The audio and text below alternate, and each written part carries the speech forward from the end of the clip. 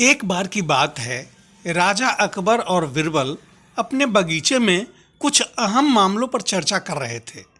तभी बिरबल ने अकबर से कहा, मुझे लगता है ज़्यादातर पुरुष जोरू के गुलाम होते हैं और अपनी पत्नियों से डर कर रहते हैं।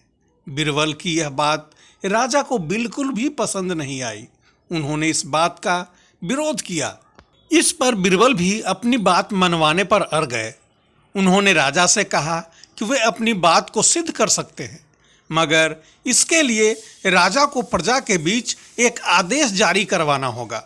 वह आदेश यह था कि जिस पुरुष के अपनी पत्नी से डरने की बात सामने आएगी, उसे दरबार में एक मुर्गी जमा करानी होगी।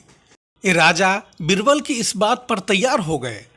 अगले ही दिन प्रजा के बीच आदेश कराया गया कि अगर यह बात सिद्ध हो जाती है कि कोई पुरुष अपनी पत्नी से डरता है, तो उसे दरबार में आकर बिरबल के पास एक मुर्गी जमा करवानी होगी। फिर क्या था, देखते ही देखते बिरबल के पास ढेरों मुर्गियां इकट्ठा हो गई और सैकड़ों मुर्गियां महल के बगीचे में घूमने लगी। अब बिरबल राजा के पास पहुंचे और बोले, महाराज, महल में इतनी मुर्गियां इकट्ठा हो गई है कि आप एक मुर्गी खाना खोल सकते हैं। इसलिए अब आप इस आदेश को वापस ले सकते हैं। मगर महाराज ने इस बात को गंभीरता से नहीं लिया और महल में मुर्गियों की संख्या धीरे धीरे और भी ज़्यादा बढ़ने लगी। इतनी अधिक मुर्गियां महल में जमा हो जाने के बाद भी जब राजा अकबर बिरबल की बात से सहमत नहीं हुए, तो बिरबल ने अपनी बात सिद्ध करने के लिए एक नया उपाय निकाला। एक दिन बिरबल राजा के पास गए और बोले, महाराज, मैंने सुना है पड़ोस के एक राज्य में एक बहुत ही खूबसूरत राजकुमारी रहती है। अगर आप चाहें तो क्या मैं आपका रिश्ता वहां पक्का कराऊं? यह सुनते ही राजा चौंक उठे और बोले, बिरबल, तुम ये कैसी बातें कर रहे हो?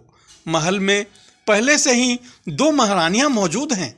अगर उन्हें इस बात की भनक भी लगी तो मेरी खैर नहीं होगी।